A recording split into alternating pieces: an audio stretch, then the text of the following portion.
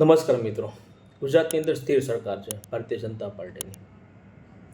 27 વર્ષથી 3 દાયકા પૂરા થવા આવશે. એક ધારું શાસન ભારતીય જનતા પાર્ટીનું. ખૂબ જ મોટું શાસન નરેન્દ્રભાઈ મોદીથી લઈ અને ભૂપેન્દ્રભાઈ પટેલ સુધીનું ચાલુ જ છે. હજી ભારતીય જનતા પાર્ટી ગઈ નથી. ગુજરાતના રાજકારણમાં છે ને ગરમી પકડાય છે હમણાં. ચારે બાજુ બધા ભ્રષ્ટાચાર. પ્રિન્ટ મીડિયા ન્યૂઝની અંદર ચારે બાજુ ભ્રષ્ટાચારી પકડે છે. કોર્પોરેશનના અધિકારીઓ પકડાય છે. આ ખાતામાં ત્યાં એણે ભ્રષ્ટાચાર કર્યો, આ આટલા બંગલા બનાવી નાખ્યા, એટલી જમીન લીધી, આ બધું ન્યૂઝ ફરે છે. ન્યૂઝમાં જોતા છો તમે. એ વાતમાં જોવું નથી આપણે. મૂળ વાતમાં આવું છે જે બે ભાજપના નેતાઓ જે છે, વજુભાઈ વાળા અને બીજા નેતા છે રામભાઈ મોકરિયા. બેનું સ્ટેટમેન્ટ. વજુભાઈ વાળા જ્યારે અગ્નિકાંડ થયો રાજકોટની અંદર છે, પછી અલગ અલગ બધું સ્ટેટમેન્ટ આપે છે ન્યૂઝની અંદર. અને રામભાઈ મોકરિયા એક સ્ટેટમેન્ટ આપ્યું છે કે અમારે જો કામ કરાવવું હતું તો અધિકારીઓને કરપ્શન કરવા માટે 70,000 રૂપિયા આપ્યા. સરકારી બાબુ હોય અને અમે પૈસા આપેલા 70,000 રૂપિયા, એવું સ્ટેટમેન્ટ આપેલું છે ન્યૂઝની અંદર છે. અમારું કાંઈ છે નહીં, આ બધું લખેલું છે. આ બે ભાજપના દિગ્ગજ નેતાઓ, બીજા કોઈ ભાજપના નેતાઓ કોઈ બોલતું નથી. કદાચ તમારો ગામનો કોઈ બોલતું હોય તો કહેજો કદાચ આ બોલ્યા હતા ભ્રષ્ટાચાર વિશે. પણ આ બે બોલે છે ગુજરાતની અંદર એટલે વાત થઈ શકે. જે વજુભાઈ વાળા જે છે એ જૂના પીઠબળ નેતા ભાજપના, સંઘ વખતના, ખૂબ મોટું નામ. 2014માં કર્ણાટકના રાજ્યપાલ બનાવ્યા હતા એમને નરેન્દ્રભાઈ મોદીએ.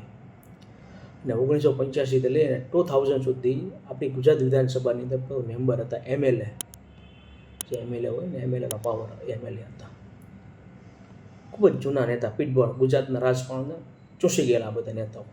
અને એક સાંસદ, પાર્લામેન્ટ ઓફ ઇન્ડિયા, રાજ્યસભાના સાંસદ રામભાઈ મોકરિયા સ્ટેટમેન્ટ આપે છે 70,000 રૂપિયાની લાંચ અમે આપી છે અમારા કામ કરવા માટે થઈને અધિકારીઓ અને બધા સરકારી ઓફિસરો જો બેઠા હોય એમને. આ વાત એટલે કરી વારંવાર બધા ન્યૂઝની અંદર બધા ખબર આવે છે અને લોકો સ્ટેટમેન્ટ આપે છે, પછી આ ચર્ચા થઈ શકે. એટલે ગુજરાતની અંદર ભ્રષ્ટાચાર ચારે બાજુ છે. કોઈ પણ જિલ્લો હોય, તાલુકો હોય, નગરપાલિકા, મહાનગરપાલિકા, પંચાયત હોય કે તાલુકા પંચ, કોઈ પણ સ્થળ હોય સરકારી ઓફિસ હોય, એમાં ભ્રષ્ટાચાર થતો હશે એ પાકોથી. ચારે બધું ભ્રષ્ટાચારનું જ છે હમણાં ગુજરાતની અંદર. આપણે ભ્રષ્ટાચારની વાત બહુ કરીએ છીએ, પણ ભ્રષ્ટાચાર બંધ કરવાના પ્રયાસો કોઈથી આપણે કરતા નથી. અસત્ય અને તથ્ય આપણે બસ વાતો બહુ કરીએ. ભ્રષ્ટાચાર બહુ વધી ગયો છે, અહીંયા આટલા રૂપિયા આપ્યા, બાંધકામ કરવાના એટલા બધા રૂપિયા લે છે, હા ફાઇલ પાસ થતી, બહુ મોટી આપણે વાતો કરીએ, પણ આપણે કોઈથી આગળ વધતા નથી એને. અને આપણે આપી દઈએ છીએ ને આપણે બસ આપણા કામથી આપણે મતલબ રાખીએ છીએ ને પછી આપણે મૌન થઈ જઈએ છીએ. વજુભાઈ વાળા એના શબ્દમાં એ પોતે કહે છે, દિવસે ને દિવસે ઓફિસરો દ્વારા બેફામ થયો છે ભ્રષ્ટાચાર ઓફિસની અંદર. આ એમના શબ્દ છે. અને ચારે બધું બેફામ ભ્રષ્ટાચાર કરી રહ્યા છે. વજુભાઈ વાળાના શબ્દ છે, મારા શબ્દ નથી. જૂના પીઠબળ માણા ભાજપના, કેટલીક બધા ધારાસભ્ય રહી ગયેલા, રાજ્યપાલ રહી ગયેલા, જે કોર્પોરેશનના ઓફિસરો જે હોય છે, સાહેબો જે હોય છે, બેફામ ભ્રષ્ટાચાર કરી રહ્યા છે. અને રામભાઈ સાંસદ આ લોકો કહી રહ્યા છે ભ્રષ્ટાચાર થાય છે. શું તમારા ગામમાં ભ્રષ્ટાચાર થાય છે? ગુજરાતનું કોઈ પણ ગામ બાકી નહીં ત્યાં ભ્રષ્ટાચાર થતો નહીં હોય. બધા લોકોને ખબર છે. તમે તમારા ગામથી શરૂઆત કરી, મારા ગામથી શરૂઆત કરી, કોઈ પણ ખાતું હોય લાંચ ભ્રષ્ટાચાર લેતા હોય. દરેક લોકોને, દરેક અધિકારીઓ, દરેક નેતાઓને પૈસાની જરૂર છે. કોઈ સેવા કરવા માટે હવે કોઈ જતું નથી નગરપાલિકામાં કે મહાનગરપાલિકામાં. યાદ રાખજો ચૂંટાઈને. ભ્રષ્ટાચાર વધવાનું કારણ શું? યાદ રાખજો મિત્રો. એક વિચારવા જેવો પ્રશ્ન છે. જ્યારે આવું અગ્નિકાંડ થાય, ગુજરાતની એવી ઘટના બને, ત્યારે બધા જાગતા થાય, તંત્ર જાગતું થાય, સરકારી તંત્ર જાગતું થાય, પછી બધી રેડું પાડે, ફાયર સેફ્ટીના સાધનો આપે, એનઓસીના સાધનો આપે, ગેરકાયદેસર બાંધકામ જ્યાં હોય એની પર બુલડોઝર ફેરવશે, બધું અલગ અલગ બધું પાર્કિંગ ઝોન થતા હોય ને બધું કાઢશે ને બધું.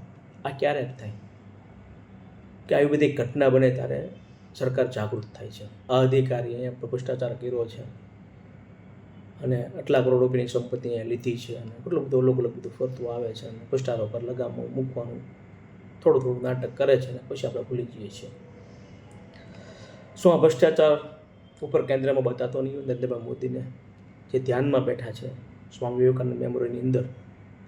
શું જ્યાંથી વિચાર કરી શકશે ધ્યાનમાં બેસીને?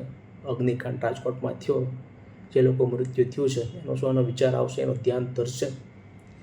અમારા ગુજરાતની અંદર ચારે બાજુ જે બેફામ ભ્રષ્ટાચાર થઈ રહ્યો છે, શું અમને ખબર નહીં હોય?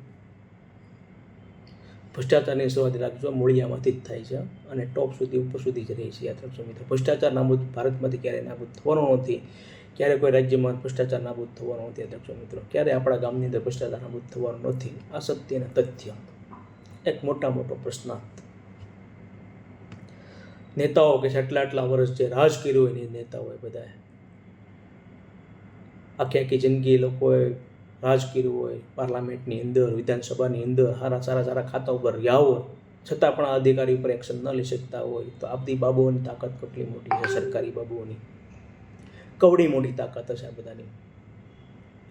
શું તમારા નગરપાલિકાની અંદર આવા બધા ભ્રષ્ટાચારી અધિકારીઓ બેઠા હોયની તાકાત કવડી મોટી હશે? શું તમે એની સામે બોલી શકશો?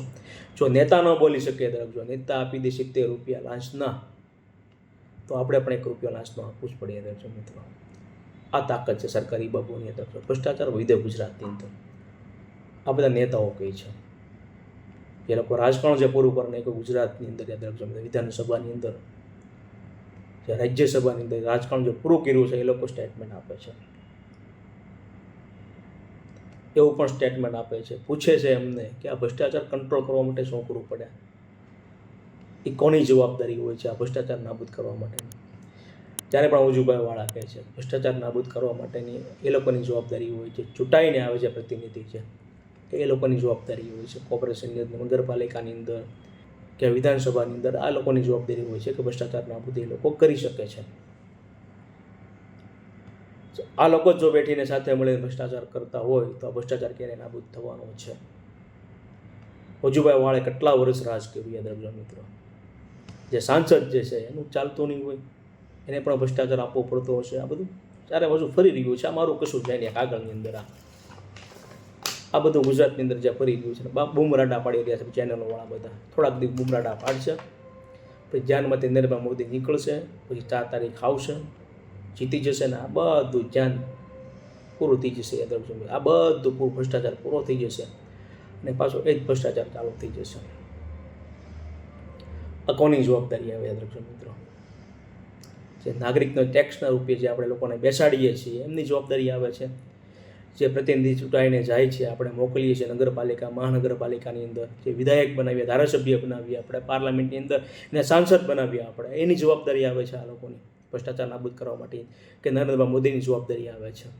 તમે તમારા ગામની નગરપાલિકાની અંદર ભ્રષ્ટાચાર થતો હશે, તમને દરેક લોકોને ખબર હશે કે આ ઓફિસર અધિકારીએ ભ્રષ્ટાચાર કરે છે, અહીંયા કરોડો રૂપિયાની મિલકત બનાવી છે, આ કરોડો રૂપિયાના બંગલા, અહીંયા ફાર્મ લીધા, ઢીકો કુટલો કુટલું બધું આવશે ન્યૂઝની અંદર.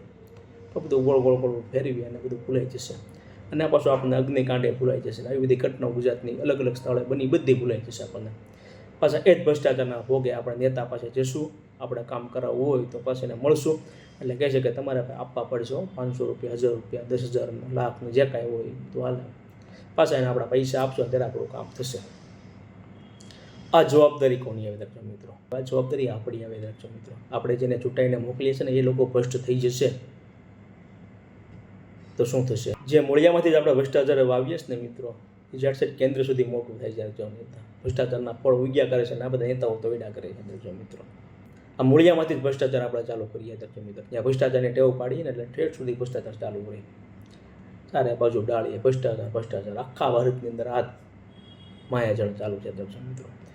કોઈ પણ રાજ્ય બાકી નહીં હોય ને કોઈ પણ ગામ બાકી નહીં હોય જ્યાં ભ્રષ્ટાચાર થતો નહીં હોય ને આપણે ઓળખીએ છીએ ને કે આ ભ્રષ્ટાચાર કરે છે, છતાં આપણે બોલી શકતા નથી. શું કામ? કે આપણને ટેવ પાડવામાં આવી કે તમારે 500 રૂપિયા આપવા પડશે ને બધું મૂકવાને તમારું કામ તાત્કાલિક ફાઇલ પાસ કરાવી દઈશ. જો સરકાર જાગૃત થાય દર્શક મિત્રો, ભારતની અંદર કોઈ નવી સરકાર, સારી સરકાર આવે કે આ સરકાર હોય, કોઈ પણ સરકાર 4 તારીખ પછી આવે, કદાચ સરકાર જાગૃત થઈ હોય તો ખરેખર મૂળિયામાંથી ભ્રષ્ટાચાર નાબૂદ થઈ શકે. જો ભ્રષ્ટાચાર કાઢવો હોય ને તો સેકન્ડમાં આવે દર્શક મિત્રો. કોઈ પણ સ્થળે ભ્રષ્ટાચાર, કોઈ પણ ઓફિસ અંદર ભ્રષ્ટાચાર ન હોય. ઘણા બધા દેશ એવા છે અહીંયા કરપ્શન થતું નથી દર્શક મિત્રો. ઘણા બધા દેશ એવા છે. એ દેશને આપણે પ્રેરણા લઈ શકતા નથી. આપણે ચારે બાજુ આમ તેમ બધા ફેરા કરીએ છીએ. આજુબાજુના દેશની અંદર પાકિસ્તાનમાં શું થાય છે, ઇઝરાયલમાં આ છે, રશિયામાં આ છે, આને પાડી દઈશું, વિશ્વગુરુ બનશું. આ વિશ્વગુરુ બનશે. આપણા ગામમાં ભ્રષ્ટાચાર જે છે, નગરપાલિકાની અંદર, સરકારી ઓફિસની અંદર જે ભ્રષ્ટાચાર છે, ગુજરાતની અંદર વિધાનસભાની અંદર ભ્રષ્ટાચાર ગળી ગયો છે, શું આ વિશ્વગુરુ બનશે? હવે 1000 મોદી આવી જાય ને મિત્રો તોય કોઈ દી ભારત વિશ્વગુરુ બની નહીં શકે દર્શક મિત્રો. એ સપના જ જોવાના આપણે ખાલી ફક્ત. નાબૂદ કરવા માટે શું કરવું પડે? લોકો જાગૃત થાય ને સરકારને ટોક કરે. આપણે જાગૃત થતા નથી, સરકારને ટોક કરતા નથી. યાદ રાખજો મિત્રો, આપણે કમ્પ્લેન કરતા નથી ઓફિસની અંદર કે આ ગામની અંદર નગરપાલિકા મહાનગરપાલિકામાં આ લોકો સરકારી ઓફિસમાં બેઠીને લોકો ભ્રષ્ટાચાર કરે છે. અત્યારે ભ્રષ્ટાચાર નાબૂદ થાય. કોઈ પણ ખાતું હોય સરકારી, યાદ રાખજો મિત્રો. તમારા ગામની અંદર કેટલું બધું ખનન થતું હશે, નદી નાળા તળાવની અંદર કેટલા બધા કર્મચારીઓની અંદર અધિકારીઓ ભ્રષ્ટાચારનો ભાગ પડતો હશે, કેટલા નેતાઓનો ભાગ પડતો હશે. શું કામ મૌન છીએ આપણે? બસ એ જ ડર, બીક આપણને લાગી ગઈ છે. પછી આવી બધી ઘટનાઓ બને ત્યારે લોકો જાગૃત થાય ને થોડા દિવસ હુલ્લો કરે ન્યૂઝ મીડિયામાં, પછી લોકો ભૂલી જાય. લોકોએ જાગૃત થવું પડે. યાદ રાખજો મિત્રો કે આપણે જે પ્રતિનિધિ મોકલીએ છીએ, આપણા ટેક્સના પૈસે, યાદ રાખજો મિત્રો, મોકલીએ છીએ આપણે, આપણા ટેક્સના રૂપિયાને મોકલીએ છીએ, ખુરશી આપીએ છીએ. શું કામ મોકલીએ છીએ? કે સરકારી સંસ્થાઓની અંદર ભ્રષ્ટાચાર ન થાય એટલે મોકલીએ છીએ.